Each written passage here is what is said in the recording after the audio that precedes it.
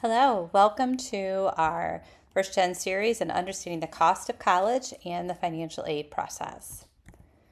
Tonight's agenda, we're going to cover understanding costs, the types of aid. We're going to talk about the net price calculator. We're going to talk about the FAFSA, and then the scholarships and the financial aid process as for students and families that are not eligible for the FAFSA as well.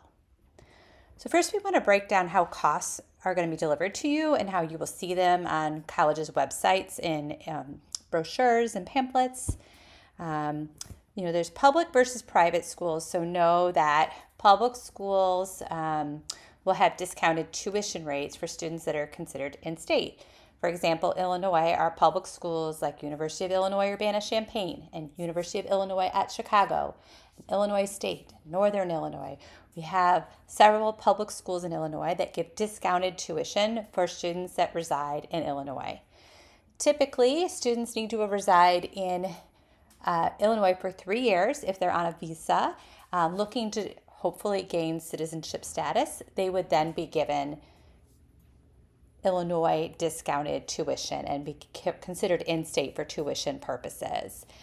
The visas that I know that would not allow that process to happen would be if a parent is here on an F1 visa and the student was on an F2. For most of the other visas that are there, our students that have been in Illinois for 3 years, attending an Illinois high school, would be granted in-state tuition. Private universities are usually higher costs, but the bonus of the private universities is they can delegate their funds regardless of what state you live in. So even though a private school might have a higher sticker price, they actually can come down in costs quite a bit because they can give aid or scholarship money to whoever, whether that be an in-state or an out-of-state student or a domestic or a visa or international student in that process. So even though privates do have a higher sticker cost, know that those costs can come down. You're going to see colleges break things down between direct and indirect costs. Direct costs are things that are billable, that would be directly billed to you, and that would include tuition, fees, on-campus room and board, and they will show up on your college bill itself, and it's usually, when you go on a website, you'll see an annual cost. Indirect costs that a lot of times you see colleges will calculate for you that might also be calculated in that total cost of attendance would be considered books and supplies estimate. Perhaps you're looking to live off campus, personal expenses like haircuts or those runs to Target, travel costs they attempt to estimate as well. These do not show up on your college bill, but for our federal legislation, they want colleges to calculate direct and indirect costs as part of their total cost of attendance. This is two examples, these are two examples of colleges in our area and how they break down their costs. You can see on the left is Illinois State. This is a public school in Illinois, and these are the rates for an Illinois resident. So you can see the tuition and the fees, the food and housing, and they break that down with the direct billable costs. And then you can see, as we talked about, those indirect costs that are calculated and then give you a total estimate, and they actually break it down for both. So their total billable is broken down separately than the total estimated with their books, supplies, transportation, personal expenses. This is Northwestern on the right. This is a private university with a higher sticker price, but you can see their full-time tuition and fees and on-campus housing. Notice they actually don't total those together like Illinois State did. And then down below, they give you additional indirect costs and then total it up completely for you at the bottom. So you can see their costs are different, but Northwestern gives a lot of gift aid for families that can't afford that cost annually, which is a lot of our families across the United States. So sometimes we can see these private schools come down even more than our public when you look at they don't package with loans a lot of time. And we'll get into more of that in just a few minutes.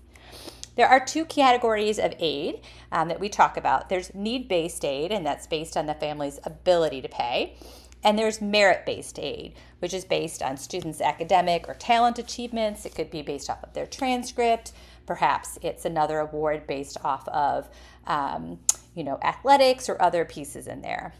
The colleges with a lower sticker price may not always be the most affordable, and it's what I just alluded to on the previous slide. A school can have a higher sticker price, but they might give students larger scholarship money or gift aid. And that, again, can bring down the cost and maybe even make it more affordable because they're not packaging families with loans as part of that. So the sticker prices are frustrating because most families don't pay the sticker. And we'll talk a little bit about how to gauge that moving forward. We also want to remind families that community colleges offer great savings and allow students to transfer to a four-year school. So our community colleges in our area, in particular College of Lake County, is who services our students. We're considered in district. Their rates are significantly cheaper than Illinois State's tuition rates. You can go on their website and check that out. And then you also are saving room and board because the students are still living with their parents or guardians, eating the food out of the fridge, and you all are paying that electric bill and gas bill and water bill to keep them going. So there is a huge savings in that process. And again, our community colleges are designed for students to transfer after those 2 years to a four-year school and only take 2 more years to still get that four-year degree from that institution in the same amount of time. The net price calculators are a way to kind of gauge what potentially might actually be the package that you're given. This is an estimate that the federal government requires, and a calculator that the federal government requires on all of the websites. And if you looked at Northwestern or Illinois State and just searched up net price calculator, you would find a website that is going to ask you financial information, status in terms of visa or a U.S. citizen or permanent resident, and then we'll give you an estimate of what that bottom line is going to look like and how they might potentially package you for the cost of attendance. Some of these net price calculators include merit-based money in that, others may not, so you always want to kind of check to see what they're showing in there. The net price will take the college's total cost of attendance, often called the COA, which is published, and then they would subtract the scholarships and grants that the student receives to give you what the net price is. We always tell families try to focus on that net price, not the sticker price, because again, these colleges can come down in cost quite a bit. In fact, we're seeing a lot of schools not even really wanting to make it easy for you to find the total cost of attendance. They make it easy for you to find the calculator so then they can help you understand that total cost so you're not scared off of that initial amount. Need-based aid, as we mentioned again, this is based off of income. It is determined primarily off of the FAFSA, which is the free application for federal student aid, and we're going to just go over in just a minute who's eligible for that. But schools might also ask for something called the CSS profile. That's through College Board, but we do advise families that they should not be completing that CSS profile unless the college wants you to or it's part of their process because there is a fee involved. And then you might find some of these other schools just have their own financial aid forms as well that you can complete. The FAFSA, who can complete the FAFSA, is based off of the student. The student would need a Social Security number, whether there's some limited exceptions to this. The student needs to be the U.S. citizen, a permanent resident, a green card holder, or be an eligible non-citizen. There's a link at the bottom that defines what an eligible non-citizen is. Typically, most of our families that are here on visas and work visas, they're not going to be eligible for the FAFSA. The students that are the eligible non-citizens are often the students that perhaps are here on asylum or parolee or a refugee of some form. But again, you can go to this website to see exactly who is eligible for the FAFSA. And again, it's based off of the student and not the parent. The FAFSA determination will take that cost of attendance that we broke down earlier on the left side here on the slide. And then they would subtract the student aid index. The student aid index is made up of the parent contribution and student contribution, and it's based off of the FAFSA calculation. So you will put in financial information from the tax year that has been completed. FAFSA opens up typically in October of the student's senior year, and you would use the taxes from the year before. So for instance, if we are a senior and you're in the class of 2026, the FAFSA opens up in the fall of October of 2025, and you would actually be using the 2024 tax year information because our taxes haven't been completed in October of 2025 for the 25 year. So they would come up with a magical number off of a confusing formula called the Student Aid Index. And that's roughly what the colleges or the government feels that you can put toward the cost of attendance each year out of pocket directly. This is usually a higher number than most of our families feel like they can put, so I always warn that. But they would take the total cost of attendance minus what that student aid index is to come up with the financial need of a family. And some schools are able to offer you all of that financial need. Some are not, and they do something what they call gapping, which means they can't provide it. And if a family wants to go out and find a loan or another way to pay, then that's an option. And in the next slide, we're going to talk about what that financial aid package might be. So that financial aid package, we could look up loans, student loans, which are part of the package, and currently they're capped at $5,500 a year for the student for the federal loans. Families could look for loans outside of what the federal government is offering, but we always warn families that especially for students, we hate to see them take on a lot of debt. Grants is gift money, and that's money that you don't have to pay back. And that could be federal grants, or it could be institutional grants. Sometimes our institutions have grants, and our state also has grants for students that have high financial aid need, and they're staying within Illinois for schools, public or private within Illinois. Scholarships can make up that financial aid, and so can potentially work study, which means they'll get the student a job on the campus. The money actually is paid to them directly as a check and goes right into their pocket, if you will, but they're expecting for them to offset the cost of college, and maybe it's more of those indirect costs like pizza money or laundry money or transportation back and forth. The FAFSA application overview. So again, students and families would complete this the fall of the senior year. The FAFSA is an annual form, so it needs to be completed every year in advance of that year that they're going to be starting. Both the student and parent need their own studentaid.gov account, but both student and parent would need an account. And again, we'll go over all of this as you guys approach that senior year. And then we encourage students to file that FAFSA as soon as possible. It always opens up October 1st of their senior year, and we usually recommend that month. And again, we kind of talked about this, but if a student is going to graduate in the class of 2026, they complete the 26-27 FAFSA, because that's the year they'll be in college, in October of 2025, which is the fall of their senior year. And because we haven't completed the tax information for 2025, they're going to use that 2024 tax information, the most recent year. So this is kind of an overview of what we talked about, but the student completes the FAFSA and signs with their studentaid.gov account.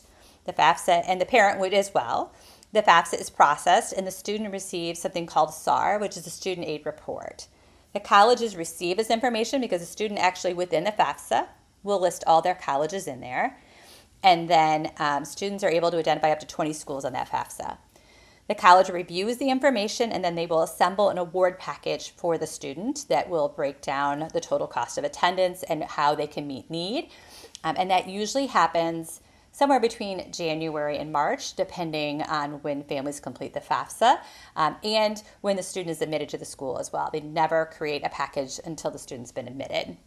And then that student receives that award package. They are able to compare it to other awards, and then they have the right to wait until May 1st to make their decision. So students can compare their admissions offers, their financial aid packages, and determine what school makes the most sense, and they commit by May 1st. The one exception to this is if a student is using an early decision plan at one of their schools.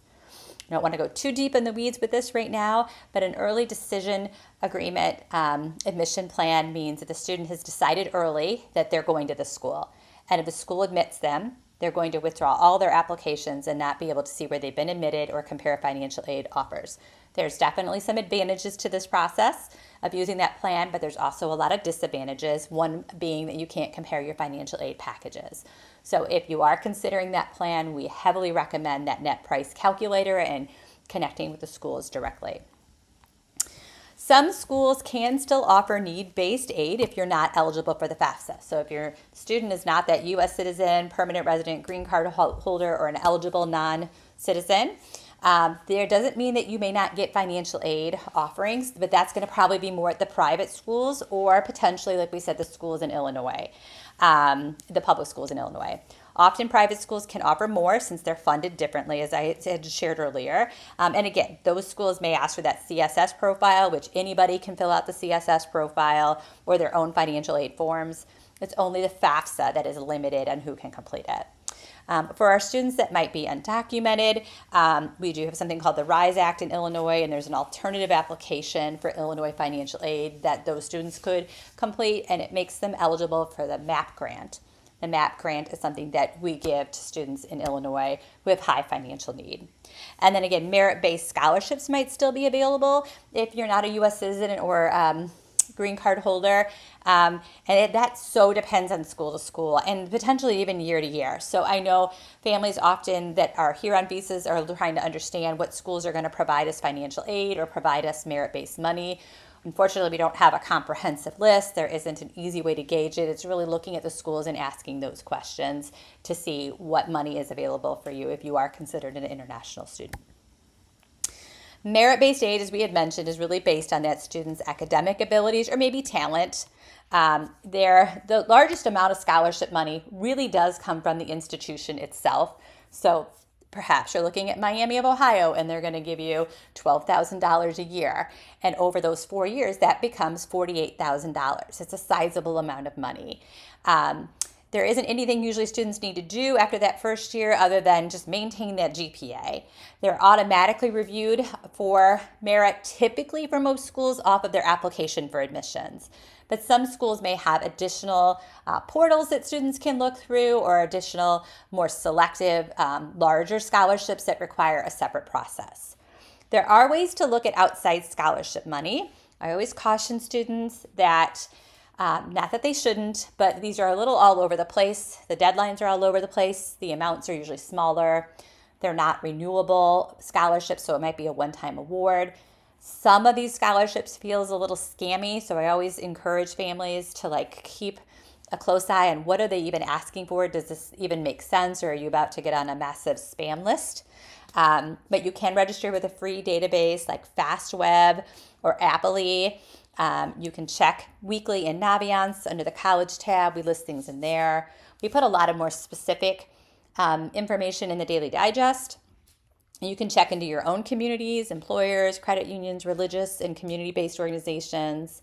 And then our Stevenson Foundation actually has many, many scholarships available to our students that are Stevenson students only.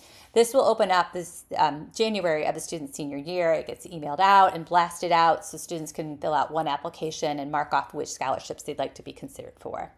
And then again, research those schools that you're applying to. Again, it's where you're going to see that largest amount of scholarship money. Some additional program that we do in the College Career Center to help families in this process, we have a financial aid night each year in late September. Most of our programming is in person, Zoom, and recorded. The financial aid night is really recommended for junior and senior families. Anyone can attend, but we know that sometimes there's changes from year to year, so we try to have our freshman and sophomore families not get too deep into those pieces until it's starting to get a little closer. We also will do a FAFSA and alternative aid form workshop by appointment only. So these were for senior families that are in the midst of working on that FAFSA and they have questions. They're not sure how to answer some of those questions. That's usually in mid-October, and we email that information out in early October after the FAFSA opens because we want families to start that process before they make the appointment. In many, many cases, we find that families have no issues completing the FAFSA. It's pretty smooth, and they can do it within 15 minutes. Okay, so thank you so much for being patient as we talk through these slides. I'm going to end this at this point, and then we can open the floor up for questions that you have.